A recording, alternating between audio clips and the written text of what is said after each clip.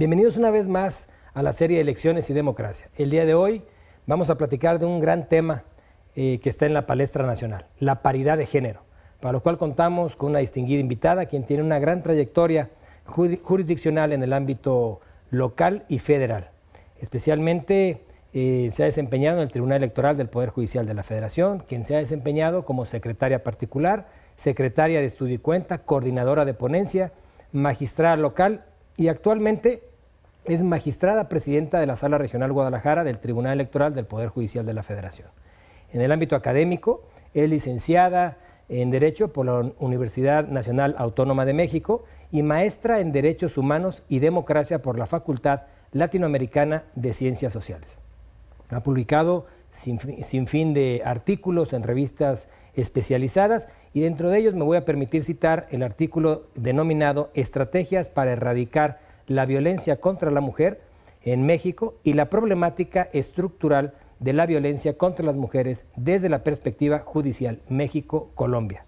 Además, ha publicado algunos otros artículos y hoy tengo el gusto de dar la bienvenida a la magistrada Gabriela del Valle Pérez, presidenta de la Sala Regional Guadalajara del Tribunal Electoral del Poder Judicial de la Federación. Muchas gracias y bienvenida, magistrada. No, al contrario, lo digo. Muchísimas gracias a ti por invitarme a tu programa. Mil gracias. Muchas gracias a usted, magistrada. Bueno, pues sin duda uno de los valores más importantes en cualquier democracia es la igualdad entre hombres y mujeres, las oportunidades que se les dan.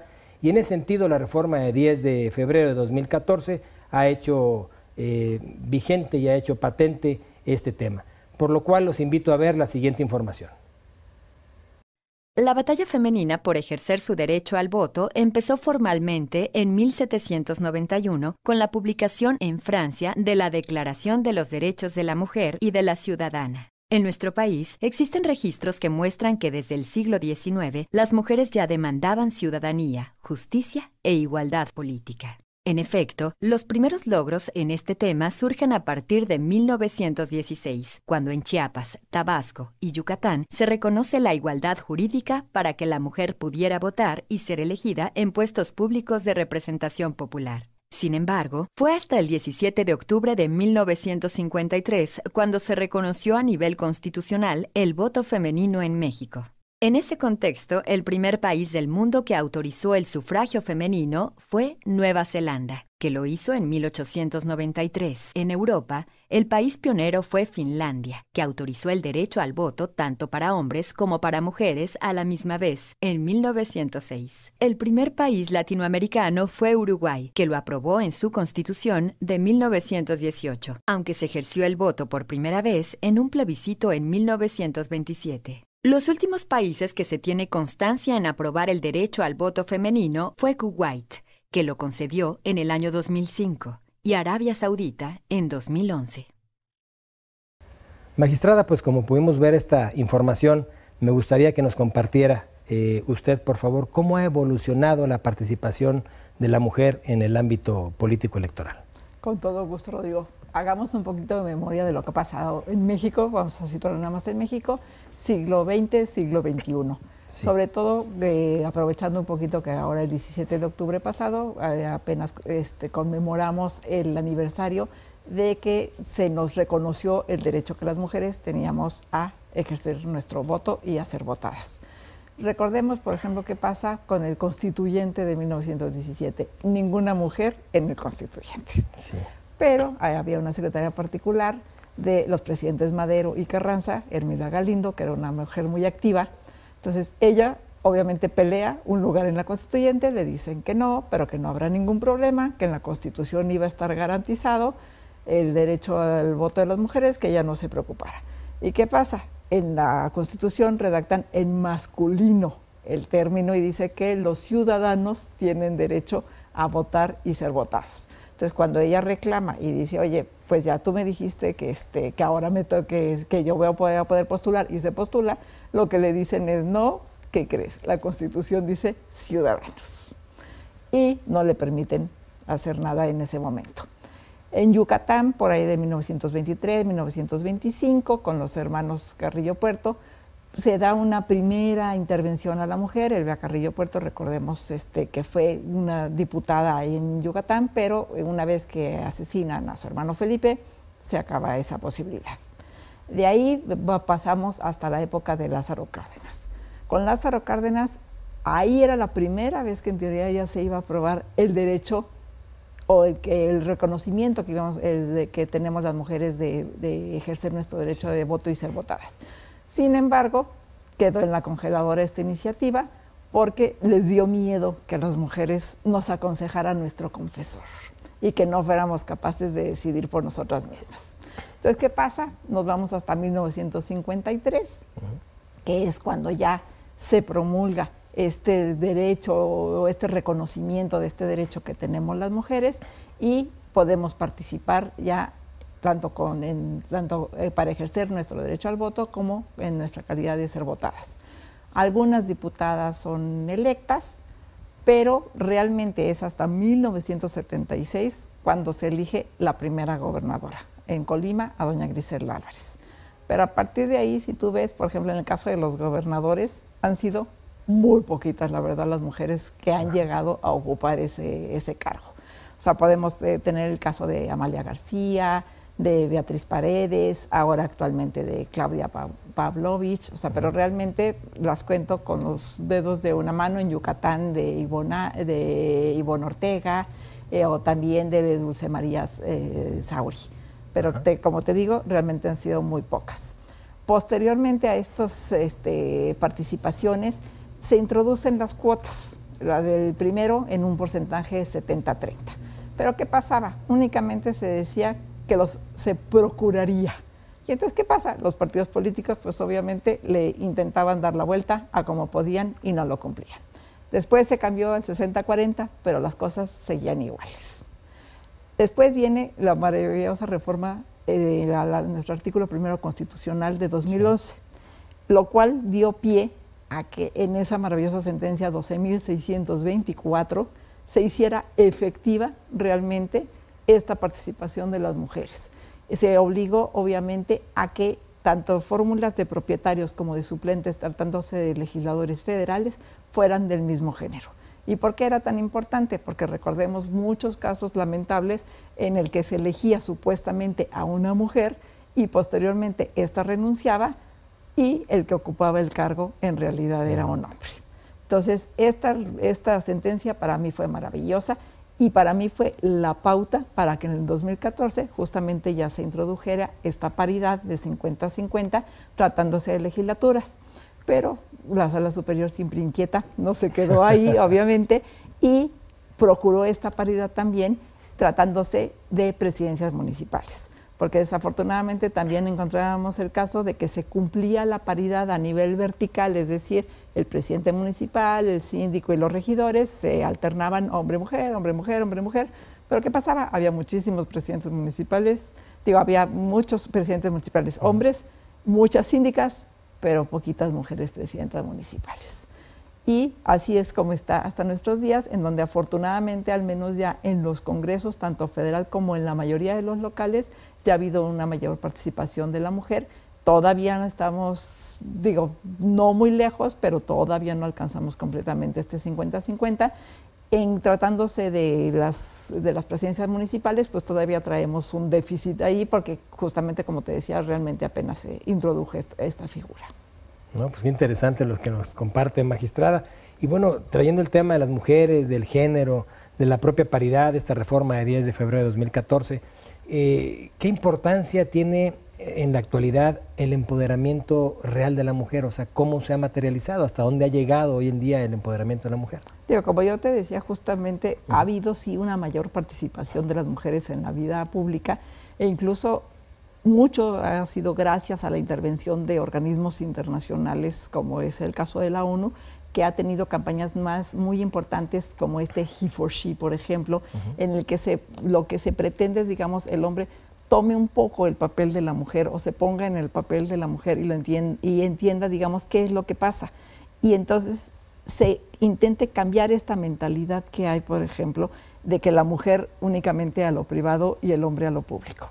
Entonces, es muy importante, digamos, esta campaña porque se dé esa compenetración de decirte, oye, a ver, no, los dos tienen que apoyarse, los dos tienen derecho a estar en la vida privada y en la vida pública y ayudarse para que los dos puedan llegar a hacer cosas y a desarrollarse tanto en la vida personal como en la vida profesional. Otra campaña también importante que trae la ONU en estos momentos es por un planeta 50-50 para 2030, en donde justamente también se está pidiendo que haya políticas públicas para que ya no nada más sea lo que está en la ley, o sea, ya no nada más sea una igualdad ante la ley, una igualdad formal, sino realmente haya una igualdad sustantiva, o sea, que la mujer sí pueda llegar a tener, no nada más en la vida pública, sino por ejemplo a nivel de empresas también, que realmente tenga la posibilidad de ocupar cargos directivos, cargos de una mayor importancia y no sea un momento en que ya no pueda ocupar más allá de cargos medios. Entonces, estas dos campañas han sido muy importantes. También hay una campaña que se trae justamente, pero esa está dirigida a los medios de comunicación, pero también me parece muy importante, que se denomina Nómbralo, Cámbialo, para quitar todos estos estereotipos que muchas veces los medios de comunicación manejan. Y entonces, ¿qué es lo que provoca esto? Pues que la mujer obviamente siga viéndose que va al ámbito privado y no que también tiene derecho al ámbito público. Con esto lo que se pretende es que, digamos, el medio de comunicación ya no tenga o sea, que ya no vea a la mujer como un objeto, también que se vea a la mujer de otra forma. Recordemos, por ejemplo, la entrevista entre la primera ministra británica y la primera ministra de Irlanda, o sea, en la que se estaba hablando del tema del Brexit, que era importantísimo, y lo único que salió al día siguiente en un periódico londinense fue que qué piernas tan bonitas, que quién había ganado la competencia de las piernas. Entonces, esto es lo que se quiere cambiar con esta campaña. Claro. O sea, de decir, oye, no se vale. O lo que te dicen, ¿no? O sea, a la mujer siempre es, oye, ¿y cómo le vas a hacer para compaginar tu vida personal y tu vida laboral, ¿no? Y al hombre nunca le hacen esa pregunta. Digo, y la verdad, debería de tener el mismo problema. Porque justamente es muy importante que el hombre se involucre en la vida privada para que haya este equilibrio entre hombre y mujer y los dos puedan desarrollarse en los dos ámbitos. No, pues qué interesante esta remembranza que nos hace y todas las acciones que se han tomado, magistrada. Y sí, sin duda, el lograr una democracia representativa e igualitaria para legitimar, es importante legitimar las autoridades. Por ello los invito a ver la siguiente información. A partir del reconocimiento constitucional del voto para la mujer, estas han logrado paulatinamente posicionarse en los cargos de representación. Por ejemplo, en 1954, Aurora Jiménez de Palacios fue la primera mujer mexicana en ser electa para el cargo de diputada federal. Por su parte, en 1964, María Lavalle Urbina y Alicia Arellano Tapia son electas senadoras de la República, siendo las primeras de la historia. Un año después, Lavalle Urbina es electa primera presidenta del Senado. Por otro lado, en 1979 se registró en Colima el primer triunfo de una mujer en un gobierno estatal en la persona de Griselda Álvarez, quien fue la primera gobernadora en la historia de nuestro país. Actualmente, según datos de ONU Mujeres, México ocupa el 8º lugar con más de 250 legisladoras federales, que representan el 42% de los espacios de la Cámara de Diputados y el 33% de la Cámara de Senadores. Cabe señalar que la presencia de mujeres en funciones de liderazgo aumenta la probabilidad de que se consideren sus necesidades en la toma de decisiones, motiva a otras mujeres a desempeñar esas funciones y promueve la igualdad de género como eje central en la democracia.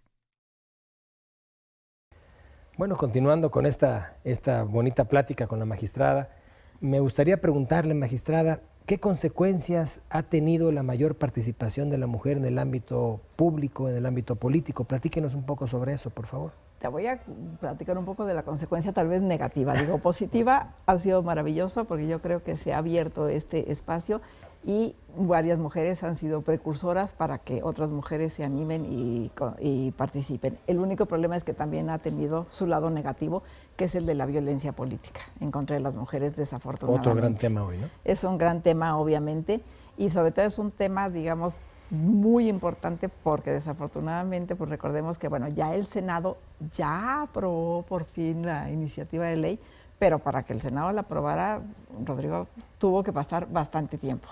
O sea, siendo magistrada local en el 2014, organizamos un foro junto con la doctora Flavia Freidenberg, justamente en el que abordamos el tema de violencia política. Desde entonces ya había varias iniciativas para que pudieran ser estudiadas en la Cámara de Senadores. A la fecha, pues apenas se acaba de aprobar hace unos meses y está en la Cámara de Diputados. Entonces, obviamente este tipo esta violencia se puede ejercer de distintas maneras. Recordemos que puede haber una violencia física, digo que realmente no necesito mi explicación, una violencia psicológica, una violencia económica que en el campo, digamos, de la vida pública, sobre todo político-electoral, por ejemplo, se puede traducir en que no les den los mismos recursos, en que no les den la capacitación debida a la que tienen derecho, digamos, para formar líderes femeniles, con este 3% que los partidos tienen que dedicar para esos fines. Esa sería una forma, pero sobre todo también se puede, bueno, obviamente también puede haber una violencia de tipo sexual, pero para mí la más peligrosa que les digo que es la simbólica, porque es aquella que no ves, que lo ves natural, porque justamente obedece a estereotipos que tenemos, a cuestiones culturales que desafortunadamente tenemos y entonces se ven como normales. Entonces, y son estas pequeñas, o sea, como la que te conté de las piernas, ¿no? O sea, lo ves como inofensivo, no pasa nada, y en realidad no es tan inofensivo. Claro. O lo que sucedió, por ejemplo, en la campaña de Puebla, ¿no? Que ahí, digo, desafortunadamente fue una autoridad electoral la que hizo esta campaña de elige a tu gobernador, cuando recordemos que había candidatas mujeres, y sin embargo, ¿qué haces? Invisibilizas. Y son tan sutiles que ni siquiera te das cuenta. Que esa, digo, para mí, por eso es la peor violencia que puedes ejercer sobre la mujer, porque no te das cuenta. Incluso, digo, en este evento que te comentaba yo de siendo magistrada local, había mujeres de partidos, o sea, que se paraban y a la hora que empezaron a oír, digamos, lo que las expositoras estaban diciendo, se dieron cuenta que habían sufrido violencia, pero hasta entonces se dieron cuenta. O incluso en las tardes se organizaron unos talleres maravillosos también, y hubo una persona de un instituto, o sea, en ese instante empezó a contar todo lo que había sufrido y se dio cuenta ella que había sido violencia. O sea, para ella era normal que la trataran mal sus compañeros, ¿no? O sea, como muchas veces te dicen de, ay, bueno, pues ya quisiste entrar a este mundo, pues ahora te aguantas, ¿no? Y a ver cómo te trato, y yo creo que eso no se vale definitivamente. Claro. Entonces, desafortunadamente esa es la cara fea, digamos, de esta participación de la mujer, y no debería de pasar, ¿no? Claro. Obviamente, eso no debería de suceder para nada, digo, ni contra la mujer, ni contra el hombre tampoco, porque recordemos también cuántas cosas de, digamos, actos en los que se ha asesinado a personas que hayan sido electas o a candidatos no hay, ¿no? Claro. Entonces, eso debería ser algo que no debería de pasar. Se ha enfocado particularmente a las mujeres porque, bueno, ha sido el grupo que ha sido más visible esta violencia que ha sufrido. Pues muchas gracias, magistrada. Y a ver, yo quisiera, con todo esto que nos platica usted, ya que usted ha sido una impulsora de este tema del género, que ha usted participado como juzgadora destacada en el ámbito local y ahora que tiene la oportunidad de participar en el ámbito federal como juzgadora electoral, platíquenos algunos criterios, que nos gustaría escuchar algunos criterios, algunos temas que han llegado al tribunal o que puede usted remembrarnos para poder tener más claro esta idea del género. Digo, yo creo, como te lo manifesté hace rato, para mí la sentencia emblemática fue la 12.624, pues digo, además de obligar a modificar la integración de las listas, también tiene una cuestión muy importante esa sentencia, que es el interés que se le reconoció a las mujeres que fueron a impugnar. Muchas de ellas ni siquiera eran candidatas, ni siquiera estaban en esas listas, y sin embargo se les dio entrada a su demanda justamente porque estaban defendiendo los intereses de un grupo que históricamente ha sido vulnerado. Entonces, para mí esa sentencia emblemática. Obviamente ha habido otras sentencias importantísimas en las que se ha atacado el problema de la violencia política, el caso de Rosa Pérez, el caso de Felicitas Muñiz, o sea, ha habido muchísimas sentencias en las que se ha protegido los derechos de la mujer. Y otra que para mí también fue emblemática, aunque debo de reconocer que la acción surgió de un instituto electoral, fue justamente la que dio origen a la paridad horizontal, tratándose de municipios. ¿Y por qué digo que surgió en un instituto local?